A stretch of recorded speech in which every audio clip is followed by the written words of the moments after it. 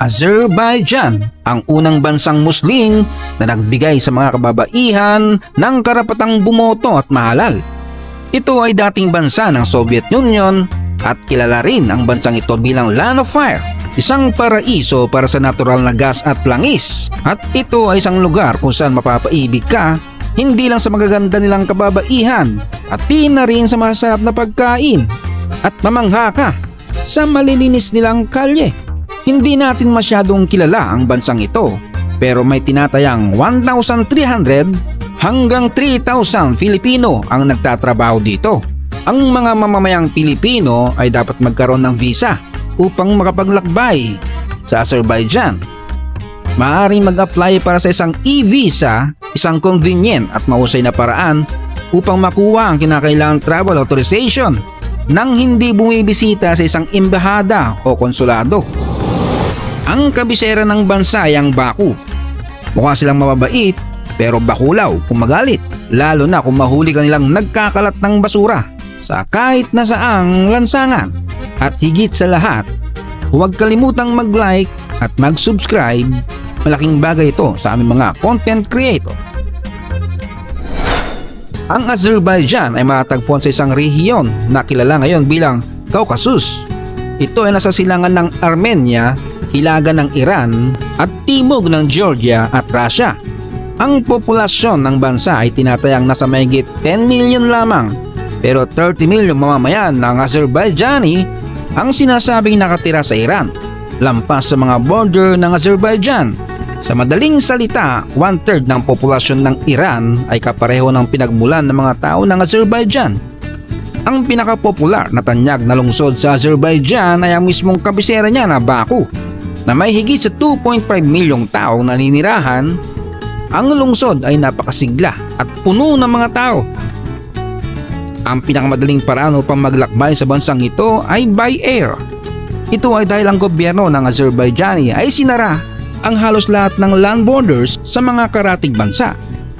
Ang desisyong ito ay maaaring dahil sa mga isyong militar sa Armenia, kakulangan ng infrastruktura o pang-ekonomiyang alalahanin. Maaaring gusto din ng gobyerno na kumita ang mga airline nito at makapag-ambag sa ekonomiya. Maging ang sarili nitong mga mamamayan ay naglalakbay sa pamamagitan ng eroplano kahit sa mga kalapit na bansa tulad ng Iran at Georgia. Ang Azerbaijan ay hindi nangangailangan ng visa para sa maraming bansa. Kung kailangan mo ng visa, maaari kang kumuha ng tourist visa sa loob lamang ng ilang minuto gamit ang mga electronic visa device na ito sa airport. Ang halaga ng isang electronic visa ay 20 euro o may katumbas na 1,270 pesos. Ang mga tinapay at dowi na pagkain ay napaka-popular sa Azerbaijan. Ang tinapay ay halos sagrado sa kanila. Mayroong tradisyonal na dough dish na tinatawag na kutab sa Azerbaijan. Maaari itong gawin gamit ang manok, patatas o keso ayon sa iyong kagustuhan. May sariling pera din sila, ang manat. Ang isang Azerbaijani manat ay nagkakahalaga ng 30 pesos. Mahilig silang uminom ng tsaa kasama ang kanilang tradisyonal na almusal.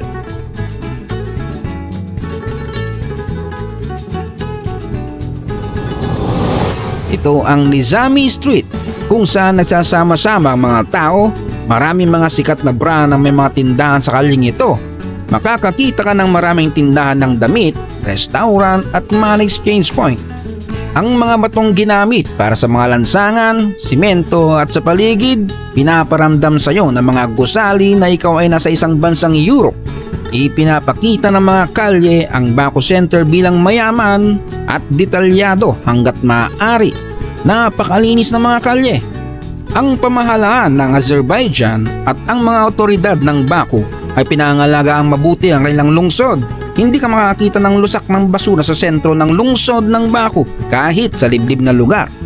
Ang mga gilid na kalye ay walang nakakalat na basura. Nagsusumikap ang pamahalang Azerbaijani upang mapataas ang turismo sa kanilang bansa. Sa layuning ito, nilalayo nilang magbigay ng dekalidad na transportasyon sa eroplano at isang dekalidad na lungsod. Karamihan sa mga turista sa plaza ay mula sa Turkey, Russia at nariyan pa rin ang mag-insan na Pakistan at India. at hindi rin mawawala ang mga turistang Pinoy. Ang bansa hindi pa kilala sa buong mundo gaya ng mga katabing bansa. Sa katunayan, ang unang international na pagkilala ng Azerbaijan ay dumating pagkatapos ng tagumpay nito sa Eurovision Song Contest. Nanalo sila noong 2011 at nag-host ng contest sa sumunod na taon. Dahil dito, naging mas kilala ang Azerbaijan sa nakalipas na 10 taon. Kung titingnan mong mabuti ang mga Azerbaijanis, maaari mong makilala mga ito mula sa mga turista. Karamihan sa mga lalaking Azerbaijani ay may makakapal na kilay. Puro may balbas. Hawig sila sa Iranian at Turkish. Halos lahat ng lalaki ay may kayumangging mata. Ang average na taas ng mga lalaking ito ay humigit kumulang 5 feet 7. Mas gusto nilang magsuot ng short sleeve na t-shirt at long jeans. Ang mga babaeng Azerbaijani sa kabilang banda ay mas mababa kaysa sa mga lalaki.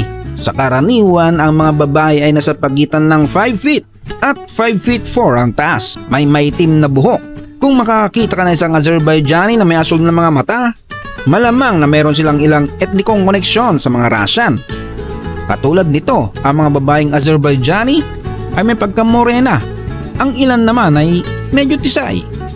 Hindi sila masyado pa sexy kung manamit. Mas gusto ng mga babae ang mahabang damit kaysa sa shorts o palda.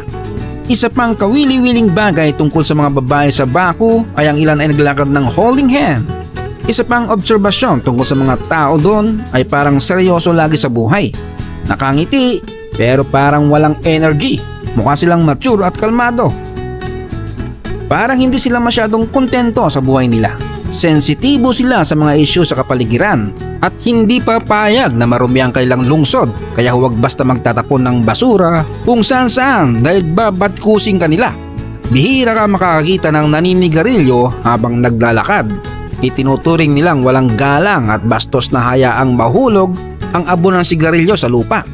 Ang Azerbaijan ang unang bansang Muslim na nagbigay sa mga kababaihan ng karapatang bumoto at mahalal.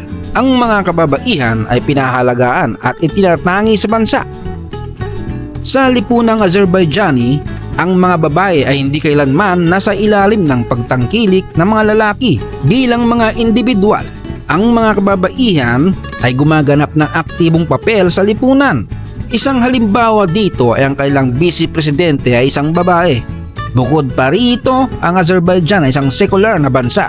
Ibig sabihin walang reliyosong rehimen.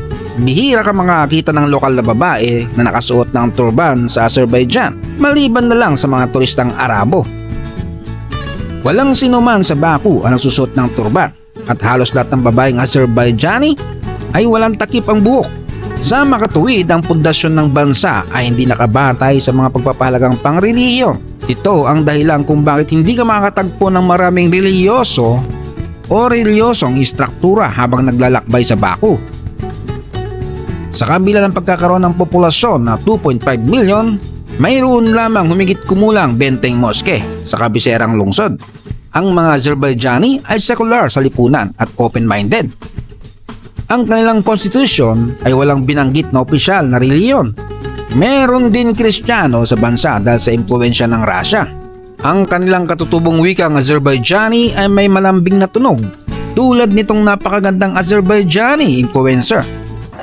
5 şirin ponçik onda hardadır. Məhsulu istifadə edəndən sonra çöldə qoymaq olmaz.